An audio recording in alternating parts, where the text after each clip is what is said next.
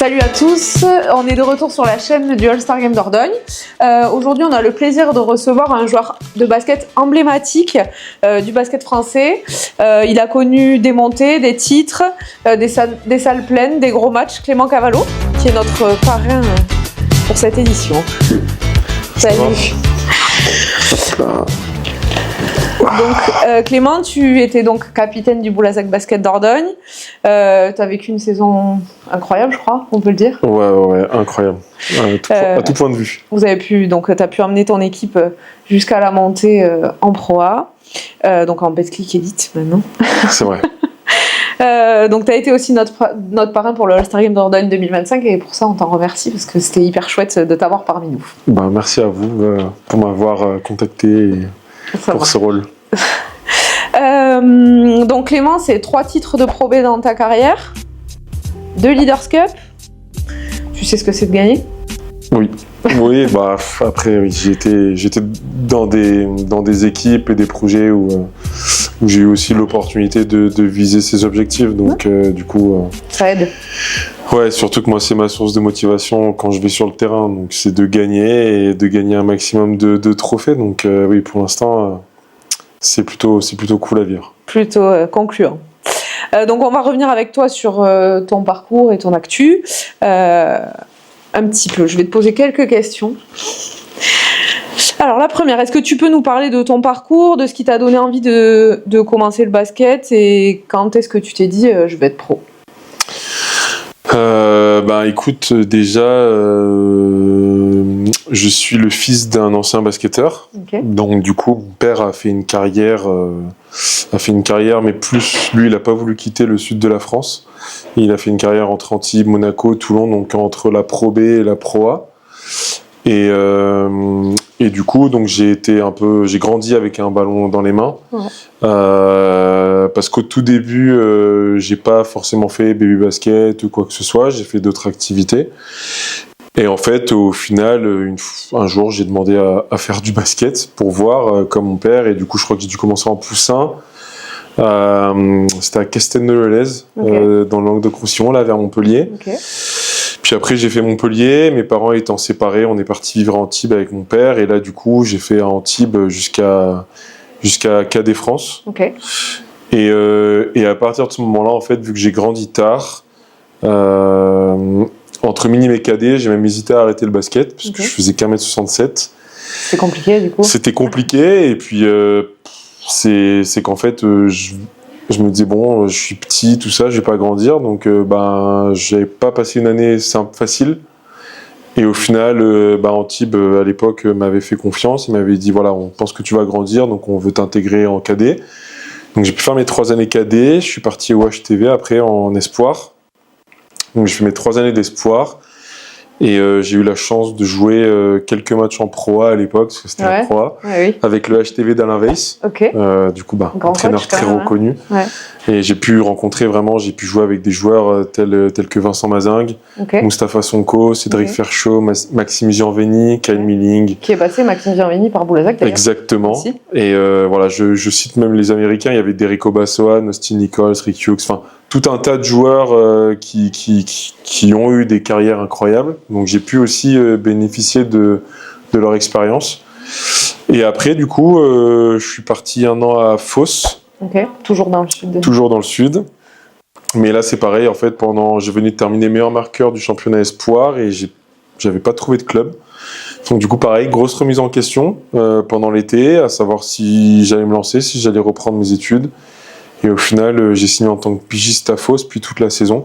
Et puis à partir de ce moment-là, j'ai fait cette année-là, 1 an à Denain, où aussi j'ai rencontré ma femme, du coup. Et après, je suis redescendu au HTV, 3 ans. On finit champion de France, du coup, et je fais aussi une campagne avec les A' de Pascal Donadieu en Chine, c'était une très très grande surprise d'ailleurs d'être convoqué. Donc c'était super. Après, j'ai signé à Roanne pour 6 ans. Donc j'ai fait 3 ans Pro B où on gagne du coup 2 Leaders Cup et le titre de champion de France Pro B en 2019. Et là du coup je suis l'équipe en Pro A. J'ai fait 3 ans en Pro A et puis après je suis revenu ici en Pro B au BBD où on fait par contre 3 finales perdues. Ouais. Difficile la Leaders Cup. Difficile 2 fois la Leaders Cup qui nous passe sous le nez. La finale l'année dernière contre La Rochelle. Mais bon, au final, cette année, on gagne le titre avec une saison plutôt incroyable avec Orléans et Blois. Ouais. Avec un scénario plutôt dingue où on repasse devant, enfin, entre guillemets, on a notre destin à une journée de la fin quand on bat Orléans et que Blois perd contre Pau. Et ce match contre Chartres, plutôt incroyable. Et puis voilà, entre ça, j'ai pu faire quelques campagnes aussi d'équipe de France 3-3. Ouais. Et c'était vraiment super. Ça, c'était aussi une petite bouchée d'air frais par rapport au 5-5. Et ça m'a permis aussi de modifier 2-3 trucs dans mon jeu. Et changer d'air un peu. Voilà, c'est ça. Donc voilà. Effectivement, la saison a été suspense jusqu'au bout et nous, All-Star Game, on était quand même accrochés à vos résultats parce que selon la place où vous étiez, on aurait pu être sacrément embêtés entre le All-Star Game à Sagnac, le Game 1 des playoffs, de la finale des playoffs au Palio. Ça aurait été chaud pour nous. Mais du coup, on était très contents, on était là pour fêter la victoire parce que contre Chartres, c'était important pour nous que vous soyez au rendez-vous de ce match. Ouais, pareil pour nous, on était bien contents d'être en vacances à ce moment-là. Plutôt, évidemment. Donc cette saison avec le BBD a quand même été marquante. Tu l'as vécu comment toi de ton côté ? Comme tu dis, c'était assez incroyable parce que, en tout cas personnellement, c'était ma 3e saison. Comme j'ai dit, j'étais venu à Boulazac avec beaucoup d'ambition, comme eux. Et je t'avoue qu'on venait d'enchaîner 2 années de finale perdues. Mais c'est vrai que le recrutement de cette année, il a été bien effectué par le staff, par le club, parce que c'est vrai que dès la pré-saison, j'ai ressenti, et pas seulement moi, qu'on avait cette volonté de se passer la balle, de jouer les uns pour les autres. Et alors après, ça ne veut pas dire qu'on gagnera tous les matchs, mais ça aide. Et c'est vrai que on a eu une très bonne entente aussi, une très bonne cohésion dès le début. Le fait qu'on soit 11 aussi, ça nous a aidé sur des matchs où on avait des petits pépins, des petites blessures pour pouvoir toujours être 10 et compenser. Je t'avoue que le petit coup dur, c'était quand même cette finale de Leaders Cup. Elle a été dure à digérer au vu du contexte, au vu du scénario du match aussi. Mais voilà, après, tu sais, on était premier, puis après on a été premier ex-aequo, mais on n'avait plus le destin entre nos mains. Et à ce moment-là, tu dis, écoute, on va tout donner jusqu'à la fin. Tu vois, de mémoire, il restait 8 matchs. Finir sur un sprint comme ça de 8 victoires d'affilée, et ce dernier match contre Chartres, et du coup pouvoir gagner un titre à la maison sur un match décisif, franchement c'est super. Je crois que tout le monde croyait en vous parce qu'on a su en coulisses pendant le match que le trophée, les médailles étaient toutes à Boulazac et que si vous n'aviez pas gagné, c'est vrai que ça aurait été compliqué pour Blois. C'est vrai que pour le coup, c'est bien qu'on en plus c'était pas un match facile, on gagne de 8 points, mais vous nous avez fait peur quand même. Ouais, voilà, et puis on avait Louis qui était pas là aussi depuis le match d'Orléans, donc on n'était pas au complet, on a dû pianoter avec les absences et voilà. Mais bon, tant mieux pour nous, et comme je t'ai dit, je préfère avoir perdu cette finale de Leaders Cup, mais gagner à la maison comme ça, au moins devant le public, et profiter, c'était avec sa famille, nos familles, nos compagnes, nos enfants, c'était super. Chouette. Donc tu étais capitaine du Boulazac Basket Dordogne. Pour toi, ce rôle-là, c'est plutôt une pression ou plutôt un moteur ? Pas une pression, ça l'a été la première fois où j'avais été nommé capitaine à Toulon. Mais à partir de cette année-là, qui a été une année aussi où j'avais découvert ce rôle, après ça a été un complément en fait de moi en tant que joueur dans une équipe. C'est un rôle moi que j'aime bien, que j'apprécie, un rôle de liant avec le staff et les joueurs, aussi un rôle de liant dans l'équipe. Mais voilà, au-delà d'être capitaine, je pense que ce que j'aime faire au quotidien avec mes coéquipiers, que ce soit pendant les matchs aussi, même si j'avais pas été capitaine, je l'aurais fait aussi parce que c'est quelque chose que j'aime bien faire de base. C'est ton caractère. Donc voilà, donc c'est même pas une pression moteur. Franchement, je sais pas, mais je sais que c'est quelque chose que moi j'apprécie de faire et qui est naturel. C'est pas quelque chose où je me dis oulala, il va falloir que je fasse ci, il va falloir que je fasse ça parce que je suis le capitaine. Donc c'est pas quelque chose de forcé. Et Ouais, c'est toi que de voilà, d'encourager tes exactement. coéquipiers, d'aller les chercher quand il faut Voilà, aller les c'est chercher. voilà, c'est dans mon rôle de joueur de basket. Je sais qu'il y a mon rôle sur le terrain. Certes, ça me prend de l'énergie parce que je dois être attentif à tout ce qui se passe en plus du terrain. Mais voilà, c'est quelque chose que je fais maintenant depuis presque 10 ans. Ouais. Et je me suis imprégné du rôle et voilà, c'est pas une pression et c'est pas voilà une surcharge de choses quoi. Certes, c'est du boulot. Oui, des fois, je suis content quand il y a un coéquipier des fois qui prend un peu le relais sur le leadership, etc. Et en même temps, ce serait dommage qu'il y ait que moi qui prenne des responsabilités de leadership dans une équipe avec autant d'ambition et de gars leaders quoi. Donc cette année, j'ai eu la chance d'avoir Ousmane, Marcos, Angelo aussi, qui étaient leaders à leur manière. Et du coup, c'est vrai que sur certains moments, même moi quand je suis pas sur le terrain, ou moi quand ils sont sur le terrain, il y a ça qui est fait quoi. T'es pas tout seul à pouvoir aller chercher les coéquipiers quoi. Quel moment fort tu retiens de cette saison? Bon, ce 12 ou 13 mai à 22h59 ou enfin 22h45 j'imagine, j'en sais rien. Quand le buzzer il a retenti quoi, parce que déjà moi je savais que c'était mon dernier match. Ouais. Et puis c'est aussi un peu tout ce scénario des 3 années qui repassent avec toutes ces défaites en finale, tous ces hauts, tous ces bas. T'as eu la chance de le vivre en plus avec ton pote de la vie privée, Thomas Ville. C'est vrai. C'est quelque chose de précieux, ça aussi. C'est vrai qu'en plus avec Thomas c'est assez spécial parce que c'est notre c'est notre 4e trophée ensemble, c'est notre 6e saison ensemble. Et en plus, je me rappelle quand on en avait parlé un peu avec Alex l'été dernier, quand je lui ai dit voilà, il y a Thomas, il est libre, est-ce qu'il pourrait avoir une place et tout ça, et que du coup il le prend en pigiste. Et puis au final il est prolongé à l'année. Donc déjà très très content pour lui, et puis content pour nous parce que moi je sais le joueur qu'il est. Donc ouais, d'avoir gagné avec lui, même avec Louis. Ouais. Louis Cassier, c'est ma 4e saison avec lui. Ouais, puis vous continuez, je crois. Et puis on continue ensemble. Donc tu pars à Caen pour la saison prochaine, est-ce que tu peux nous en dire un peu plus? C'est un projet ambitieux qu'ils ont. Donc moi, ça m'a tout de suite, ça a tout de suite creusé mon intérêt. J'ai voulu me renseigner sur tout ça. Du coup, il y a un coach qui veut me responsabiliser aussi, sur et en dehors. Donc j'aurai un rôle. Et puis c'est surtout ce projet ambitieux où c'est un peu ce qu'on m'avait proposé à Roanne, ce qu'on m'a proposé ici. Et c'est ce qu'on me propose à nouveau ici. Donc moi, c'est des choses qui me parlent, c'est des choses qui me motivent. Donc à partir de ce moment-là, il y a eu des négociations. Moi, j'ai quelqu'un aussi, un proche qui est là-bas, dans le staff. Donc ça aussi, j'ai pu discuter avec lui, il m'a un peu parlé du club, des structures. Donc ça a aussi penché dans la balance. C'est un club qui a fait 20 guichets fermés cette année. Ouais.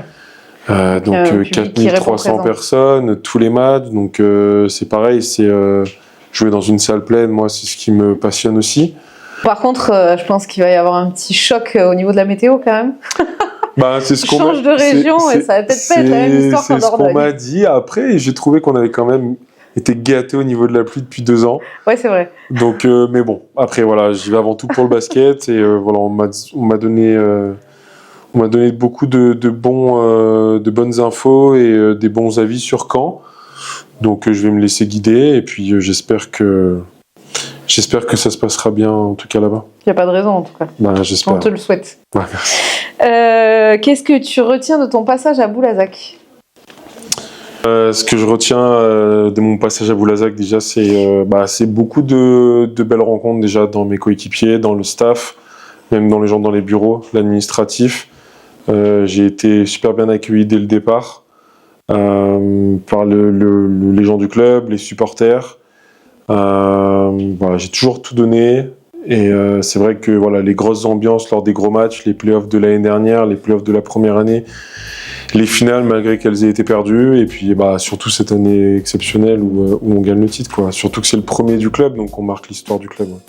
On va parler du All-Star Game un peu maintenant. Donc tu étais le parrain du All-Star Game Dordogne. Qu'est-ce qui t'a motivé à accepter le rôle, en sachant que nous, ça faisait quand même quelques années qu'on n'avait plus de parrains historiques, je dirais. On a eu des joueurs déjà de haut niveau, mais ça faisait quelques années qu'on n'avait pas de parrain. Et voilà. Bah écoute, déjà j'ai été, comme j'avais dit à Nicolas, j'ai été honoré et flatté que vous ayez pensé à moi. Après moi je trouve ça bien, c'est ce que je disais, pour les joueurs qui jouent à des niveaux plus bas, qui soient mis en valeur et puis récompensés de ce qu'ils font, parce qu'il y en a, ils ont un taf à côté, ils prennent du temps pour venir jouer au basket parce qu'ils adorent ça. Et au final, je trouve que c'est bien d'avoir un événement comme celui-là dans le coin qui récompense voilà, tous les joueurs et joueuses de la région, du département. Et voilà, ça fait aussi un événement dans le coin. Mais voilà, avant tout, je trouvais ça bien de montrer un peu et de récompenser les joueurs qui ont été sélectionnés et joueuses sélectionnées pour cet événement. Ça marche. Tu étais sur place donc le jour J. T'as vécu comment un peu l'événement et l'ambiance le jour J? Bah, c'était super. Déjà, vous m'avez très bien accueilli. Je suis passé avec mon fils déjà le matin pour le 3-3. C'était cool, donc j'ai pu voir aussi un peu les stands pour les boissons, la nourriture pour le soir qui commençait à se mettre en marche. Et j'avais pu voir aussi l'intérieur. Vous m'avez fait visiter avec les petites activités à côté. Et puis après, l'après-midi, bah écoute, c'était super. J'ai pu voir de plus près aussi tous les gagnants, les joueurs. Le fait d'être sur le banc aussi lors du match All-Star, c'était sympa. De le gagner, c'était encore plus cool. Mais non, c'était une très bonne journée. Et franchement, avec ma femme, mon fils, et puis certains de mes coéquipiers aussi, ils ont bien aimé. Donc non, c'était cool. Ouais, c'était chouette de vous avoir en tout cas. Si tu avais un conseil à donner aux jeunes qui rêvent de basket pro? C'est déjà d'être prêt mentalement à ce monde, de bosser, parce qu'on peut être le plus talentueux, mais si on bosse pas, on n'y arrivera pas.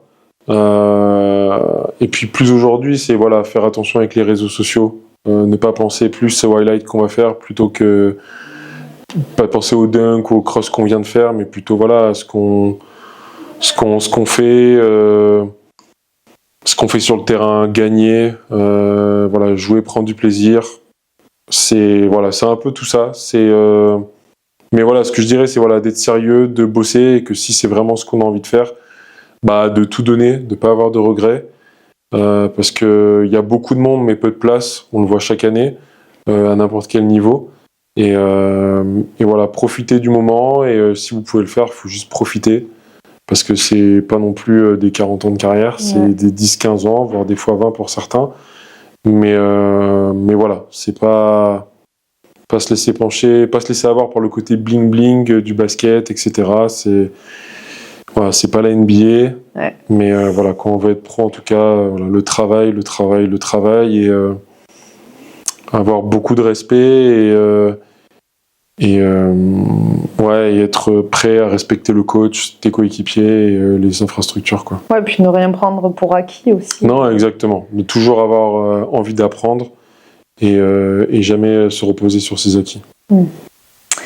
Alors, je vais te poser 5 questions express, un petit peu comme on l'avait fait dans la vidéo où tu étais caché, pour essayer de te connaître un peu plus. Ton rituel d'avant-match? Si tu en as un.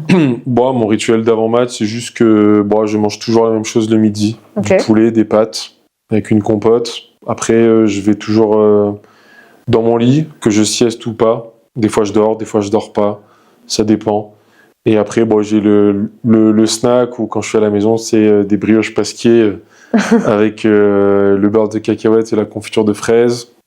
Un petit smoothie, des fruits. Et après, je sais que j'aime bien arriver, par exemple, le rendez-vous, il est toujours 1h30 avant. Moi, j'aime bien arriver 2h, voire 2h10 avant. Pas forcément pour me préparer, pour m'échauffer, mais juste pour avoir un temps calme où il y a pratiquement personne dans la salle. Et des fois, il y a les matchs espoirs, donc du coup, j'aime bien les regarder. Mais avant tout, c'est pour avoir aussi mon temps calme où il n'y a que moi. Okay. Ça marche. Le joueur que tu admirais petit? Il y en a plusieurs, parce que bon, il y a toujours eu Michael Jordan, mais c'est vrai que ouais, Michael, Jordan, Kobe Bryant. Et après, ça a été, quand j'ai un peu plus grandi, ça a été Manu Ginobili à San Antonio. Okay. Ta plus grosse galère en match? Je crois que ça devait être en espoir. J'avais joué à Gravelines et je crois que j'avais fait 1 sur 10 au tir ou 0,10 au tir avec 4 ou 5 balles perdues. Donc, je crois que c'est un de mes pires matchs. Quoi, un match oublié. Ouais, voilà. Mais il m'a marqué. Défense ou attaque? Ouais, défense. Parce que c'est pas ça. C'est avec, là, il y a une phrase qui dit c'est avec la défense qu'on gagne des titres. Donc, on va dire défense. Ton péché mignon après un match?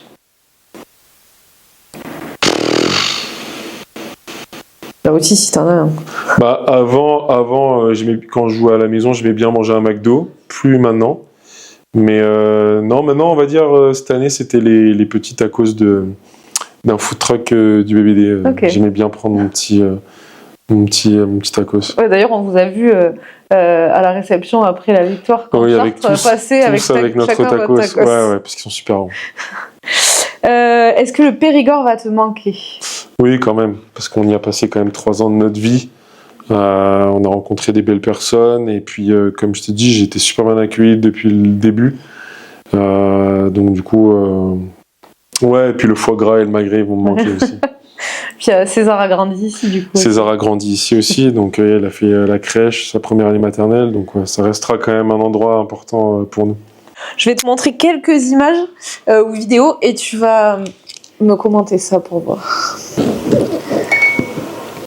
Celle-ci en premier. Ouais, bah c'est la photo shooting.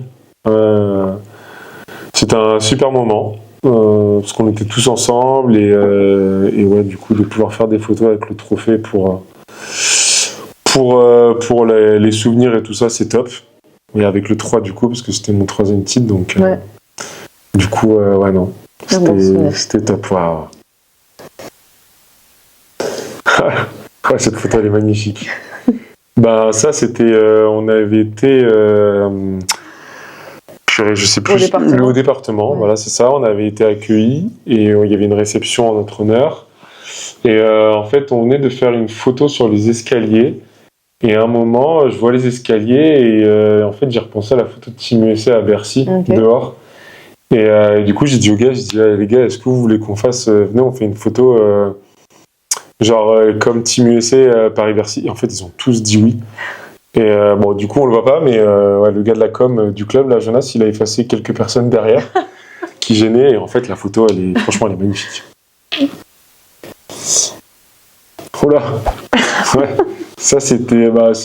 franchement, je crois que ça a été une des surprises de ma carrière. Parce que certes, j'avais fait une bonne saison, on venait d'être champion.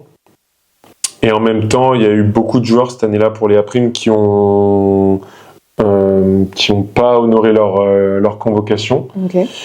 Et en fait, nous, on venait d'être champion avec Toulon en mai aussi. Et du coup, moi, j'ai coupé pendant 3 semaines. J'ai vraiment rien fait. Et j'étais à un tournoi à golf géant là vers chez moi de 5-5 et mon agent m'appelle, il me dit écoute Clément, je crois que c'était un samedi, il me dit Clément, faut que tu rentres là à Toulon parce que demain tu dois prendre un train direction Vichy et t'es convoqué avec les A-Prime pour le stage et puis possiblement une tournée en Chine. Et ouais, du coup je me rappelle, j'avais pleuré au téléphone parce que pour moi ça avait toujours été un rêve de porter le maillot de l'équipe de France. Et du coup, je suis rentré à Toulon, j'ai même pas fini le tournoi. J'ai préparé mes affaires, j'ai pris le train le lendemain à 7h, je suis arrivé à Vichy. Et en gros, ce qui était marrant, en plus, l'anecdote, c'est que j'arrive le soir, on fait entraînement, et Pascal Donadieu, avec le staff, ils me disent bon, écoute, tu viens d'arriver, on va peut-être pas te faire jouer directement ce soir et tout, tu vas peut-être beaucoup nous regarder. Et en fait, dès 2 minutes de jeu, il me fait rentrer, et du coup, j'ai fait tout l'entraînement. Donc pendant 1 semaine, je voyais le kiné tous les soirs parce que j'avais des crampes au mollet, des contractures incroyables parce que j'avais rien fait pendant 1 mois. Et au final, j'ai été appelé après les 2 stages. On avait fait Vichy et Nanterre. Et du coup, j'ai appris que j'avais été convoqué dans les 12 qui partaient en Chine pendant 1 mois. Et du coup, j'avais joué contre les Chinois qui partaient au JO après, contre le Nigeria, je crois. Il y avait l'Argentine à prime. L'Allemagne a pris, mais ouais, non, franchement, c'était. En plus, dans mon équipe, il y avait des gens que je pense qui sont parmi mes meilleurs amis. Et du coup, ouais, franchement, c'était un souvenir incroyable. Chose que tu n'oublieras pas. Non. Et en plus, inattendu. Donc, ouais, carrément. Ça rend la chose encore plus. Hop, on va commencer par là. Oh. Donc, ça, c'est la vidéo après la défaite d'Antisal. Garder cette avance et contrôler un peu plus le tempo de la rencontre. Qu'est-ce qui nous manque? On s'est fait agresser, on s'est fait un peu plus agresser parce que défensivement ils ont changé leur stratégie défensive et on a été plus sur hybride que d'abord. Et défensivement on a pas réussi à maintenir aussi on a gardé les balles directement, on a perdu 13 en deuxième mi-temps du coup. Alors qu'en première mi-temps on était plutôt pas mal. Donc une défaite 82-86 en finale de Leaders Cup. Ouais, bah tu vois, ça c'est le côté, le rôle du capitaine, c'est que quand on perd, tu vois, j'en ai fait beaucoup je crois que je les ai toutes faites pratiquement, les confs où on a perdu en finale, dans ma carrière. Et du coup, ouais, ça, elle a été dure. Ça a été dur parce que dans le vestiaire, c'était pas super. Mais écoute, ça fait partie du job. Dans la défaite comme dans la victoire, il faut venir répondre aux médias. Et puis voilà, après, j'essaie d'être le plus pointueux possible et le plus... Voilà. Le plus juste pour analyser la situation. Ouais, exactement. Et en plus, pour le coup, c'était quasiment jour pour jour, 3 mois avant la conférence de presse qui a été, je pense, beaucoup plus joyeuse. Ouais, c'est ça. C'est ça. Après la finale de Pro B. Ouais, bon, de toute façon, tu le vois à ma tête que c'était ouais, compliqué. que là, c'est dur. Hop.